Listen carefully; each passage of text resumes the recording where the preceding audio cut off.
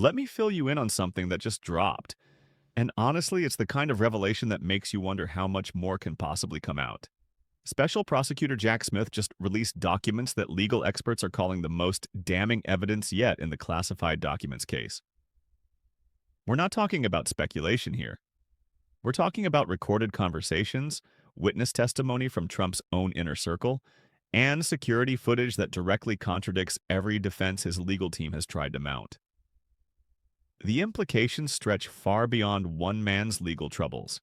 This is about whether the most powerful office in America operates above the law and what that means for 250 years of constitutional precedent. Here's the scoop on how we got here. Donald Trump left the White House in January 2021 with boxes upon boxes of classified materials, not a handful of misfiled documents. According to the National Archives' September 2022 report, we're talking about 301 received classified documents, including 48 marked as top secret. These weren't accidentally packed up in the chaos of moving day.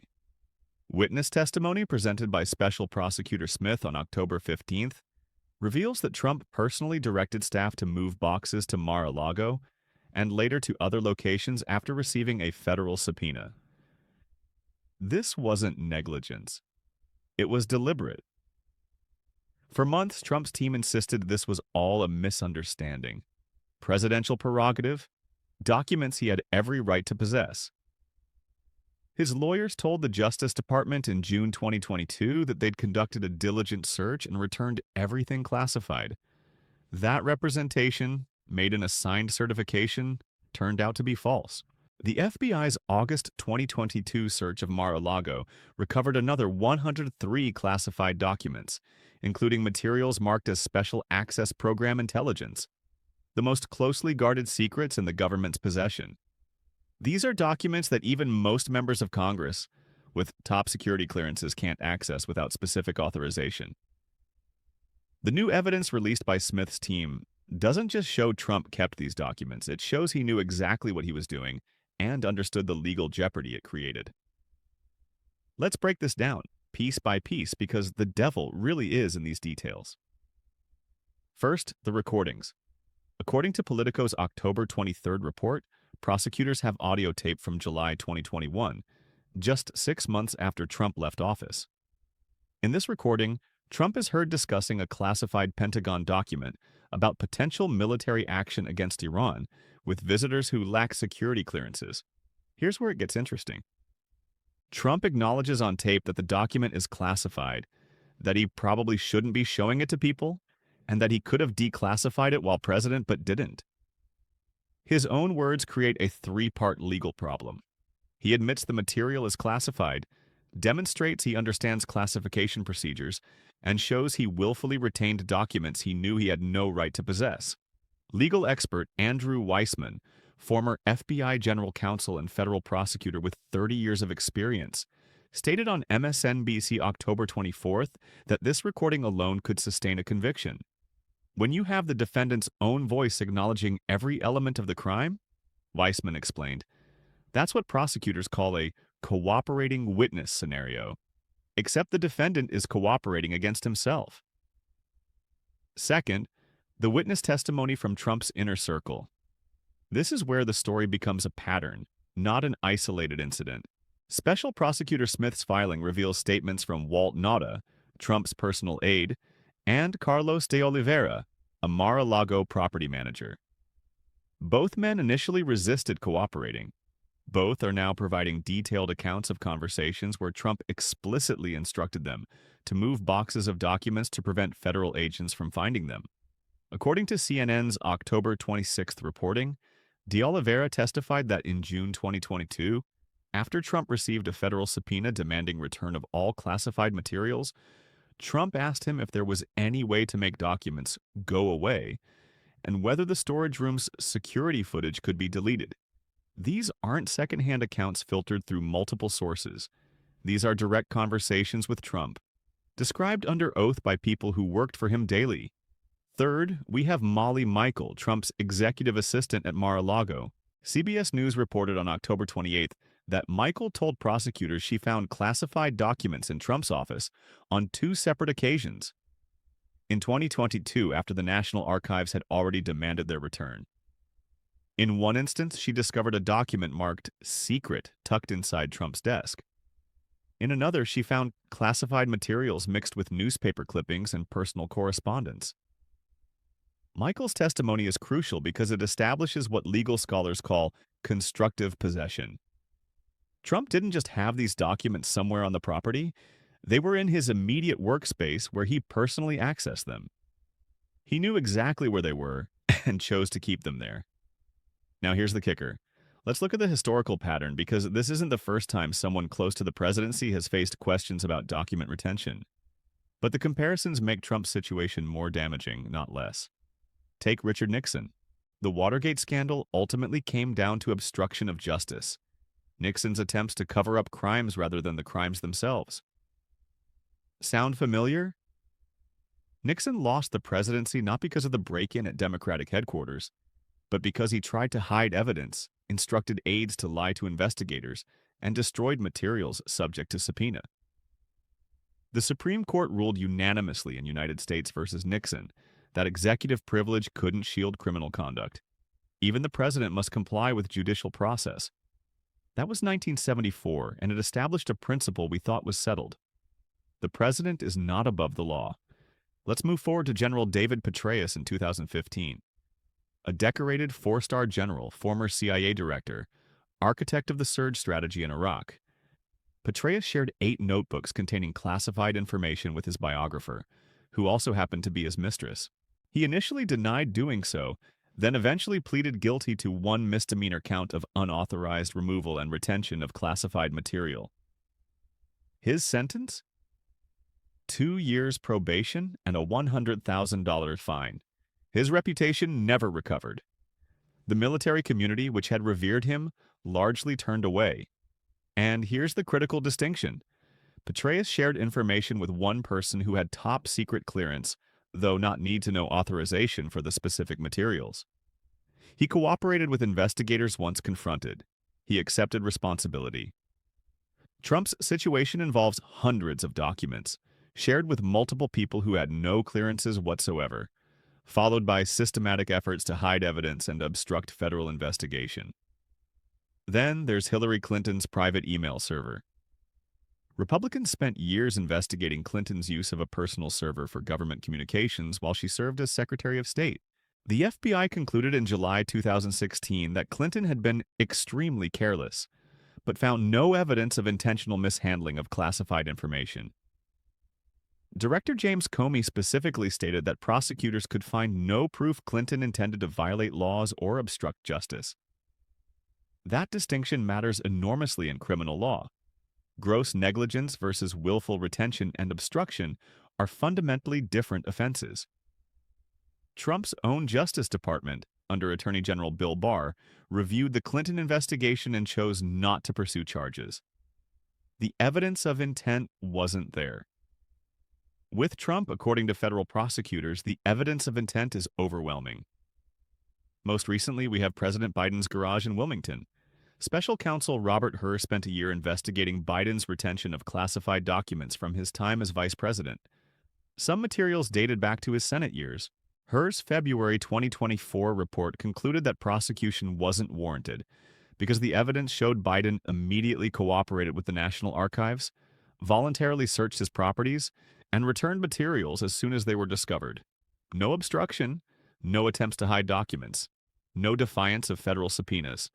YouGov polling from October 2024 shows that 68% of Americans understand there's a meaningful difference between inadvertent retention with full cooperation versus deliberate concealment with obstruction. Even if partisan media tries to blur those distinctions, the pattern is clear across all 4 cases. The law doesn't primarily punish the initial retention of classified materials when it's an honest mistake followed by cooperation. The law severely punishes obstruction, deception, and willful refusal to return what doesn't belong to you. That's the line Trump crossed that others didn't. Which brings us to the impossible position Trump has created for himself, a legal catch-22 where every defense makes his situation worse. Let's be real for a second about the corner he's backed into. Option 1. Trump argues he had authority to take these documents. If he makes that claim, he admits he knew they were classified and intentionally removed them. That destroys any argument about accidental packing or staff errors. It also means he can't claim ignorance of classification rules. Every president receives extensive briefings on how classification works. Trump's own executive order from 2018 reaffirmed stringent protocols for handling classified materials. If he claims authority to take them, he's admitting he understood the system and chose to circumvent it. Option 2. Trump claims he believed he declassified everything mentally or through some standing order. This defense, floated by various Trump attorneys over the past year, creates 3 problems. First, it contradicts the audio recording, where Trump explicitly states a document is classified and remains so. Second, there's no evidence of any formal declassification process. The National Archives, Department of Defense, and intelligence community all maintain these documents retained classified markings and were treated as classified at the time Trump removed them. Third, and most damaging, even if Trump had declassified certain documents, that doesn't give him ownership. Declassified documents still belong to the National Archives under the Presidential Records Act. He'd have no legal right to retain them at Mar-a-Lago, whether they were classified or not. Option 3. Trump argues this is selective prosecution, political persecution by Biden's Justice Department. This defense backfires because Special Counsel Jack Smith was appointed specifically to ensure independence from political influence. Moreover, the same Justice Department investigated Biden and chose not to prosecute. If this were political persecution, why would they decline to charge Biden for similar conduct? The distinction prosecutors make is based on conduct after discovery. Biden cooperated, Trump obstructed. That's not selective prosecution. That's prosecutorial discretion based on the evidence. The impossible catch-22 is that any claim of authority means admitting intent, any claim of declassification means admitting the documents were originally classified and thus improper to retain, and any claim of persecution requires explaining why his own appointees participated in the investigation. Trump's lawyers know this, which is why their strategy has shifted toward delay rather than substantive defense. Here's where the legal framework starts fracturing. On November 1st, Judge Aileen Cannon, a Trump appointee overseeing the case in federal court in Florida, denied another attempt by Trump's legal team to dismiss the charges on immunity grounds. But her opinion, while rejecting Trump's motion, included language that concerned legal scholars. Cannon wrote that some questions about presidential authority over classified materials remain unsettled, and that the case raises novel constitutional questions. Yale law professor Harold Hongju Ko, who served as legal advisor to the State Department, told CBS News on November 3rd that Cannon's phrasing creates openings for appeals that could delay trial for years, which seems to be her consistent pattern in this case. But then came the sharp rebuke from the D.C. Circuit Court of Appeals. While that court is handling Trump's federal election interference case, not the documents case, their October 30th ruling on presidential immunity has direct implications. The 3-judge panel unanimously held that former presidents enjoy no special immunity from criminal prosecution. Judge J. Michelle Childs, appointed by President Biden, wrote in a concurring opinion that claims of absolute immunity for acts taken while president are constitutionally indefensible and would place the president above the law.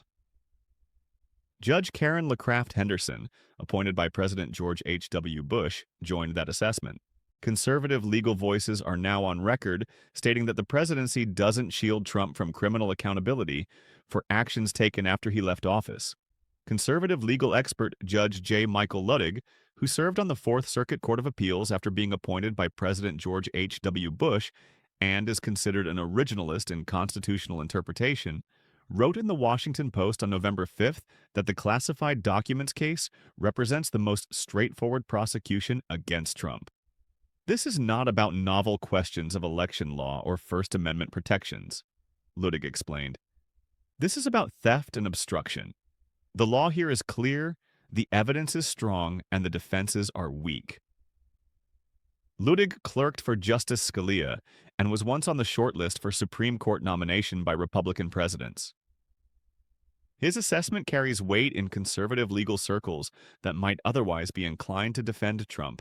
Former Attorney General Bill Barr, who served in Trump's own cabinet and was known as a loyal defender, told Fox News on November 7th that the classified documents charges are very solid and that Trump's handling of the investigation was inexplicable. Barr noted that if Trump had simply returned everything when first asked, this wouldn't be a case. That statement from Trump's own attorney general undercuts any claim that this prosecution is purely political or baseless. The implications ripple outward in three directions, each more consequential than the last. First, the political fallout. Trump faces these charges while running for president in 2024. CBS News YouGov polling from November 2024 shows that 61% of Americans believe Trump's legal troubles are disqualifying for a presidential candidate, though that number divides sharply along partisan lines. 88% of Democrats, 64% of independents, but only 23% of Republicans. The Republican primary has become a referendum not on policy but on loyalty to Trump, despite these legal challenges. Candidates like Nikki Haley and Ron DeSantis tried to thread the needle, criticizing Trump's judgment without calling for his prosecution. Both strategies failed to gain traction. Trump's grip on the Republican base remained strong enough that defending him became prerequisite for seeking the nomination. This warps the entire political landscape around one man's legal jeopardy. Second, the institutional damage to government systems. Over 4 million Americans hold security clearances. They work for defense contractors, intelligence agencies, diplomatic posts, military commands. Every one of them receives training on how to handle classified information. They sign documents acknowledging that violations can result in loss of clearance, loss of employment, and criminal prosecution. Career intelligence officers have lost their clearances for leaving a classified document in a car overnight. Airmen have faced court-martial for taking photos in secure areas. The system only works if everyone believes the rules apply equally. If a former president can willfully retain hundreds of classified documents, defy federal subpoenas, and face no consequences, what message does that send to millions of cleared personnel? Why should they follow protocols if the highest office holder in the land doesn't? The intelligence community is watching this case closely. According to NBC News reporting from November 9th, current and former intelligence officials express deep concern about what Trump's alleged conduct means for national security partnerships. Allied intelligence services share information with the United States based on trust that sensitive materials will be protected. The Five Eyes Alliance, the United States, United Kingdom, Canada, Australia, and New Zealand, operates on the assumption that classified intelligence shared among partners will be safeguarded. If one partner cannot secure materials at the highest levels of government, that trust erodes. Some allied services have reportedly expressed hesitation about sharing certain categories of intelligence with a future Trump administration, according to confidential briefings described by NBC. Third, the electoral consequences for 2024 and beyond. If Trump wins the presidency while under indictment, he'll be commander-in-chief and the subject of federal prosecution simultaneously. Special Counsel Smith has indicated he would pause the prosecution during Trump's term if Trump wins, following Justice Department policy against prosecuting sitting presidents. But that creates a scenario where Trump could potentially use presidential powers to shut down his own prosecution. Exactly the kind of corruption that impeachment and criminal law are supposed to prevent. If Trump loses but Republicans gain control of Congress, we could see attempts to defund special counsel investigations, attacks on the Justice Department's independence, or even threats of impeachment against prosecutors. Not since Watergate has the question of presidential accountability been so directly tested. That crisis ended with Nixon's resignation because even his own party finally acknowledged the evidence was overwhelming. Republican senators told Nixon in August 1974 that he'd lost their support and would be convicted if impeached. Today's political environment is far more fractured. Polling suggests that even clear evidence of wrongdoing may not break partisan loyalty. That's the real crisis. Not just what Trump may have done, but whether our systems can hold anyone accountable when roughly half the country will defend them, regardless of facts. So where does this leave us? The next few weeks are crucial. Judge Cannon still has to set a trial date for the classified documents case. Special Counsel Smith has requested early 2025, but Cannon's previous delays suggest she may push it further. Meanwhile, Trump's legal team continues filing motions, not to win on the merits, but to run out the clock. If they can delay trial until after the 2024 election, and if Trump wins, the entire case could disappear. That's not conspiracy theory. That's the legal reality under current Justice Department policy. The stakes have never been higher. This isn't about whether you voted for Trump or against him in past elections. This is about whether we're a nation of laws or a nation where power determines accountability. The evidence Special Prosecutor Smith has compiled is extensive, damning, and corroborated by multiple sources, including Trump's own recorded words. The question isn't whether Trump violated the law. Prosecutors have made that case clear. The question is whether our legal system still has the strength to enforce those laws against the powerful. The next act in this drama will determine the answer, and with it, the future of American democracy itself. For 250 years, we've operated on the principle that no one, not even the president, is above the law. That principle is being tested like never before, and how this case resolves will echo for generations to come.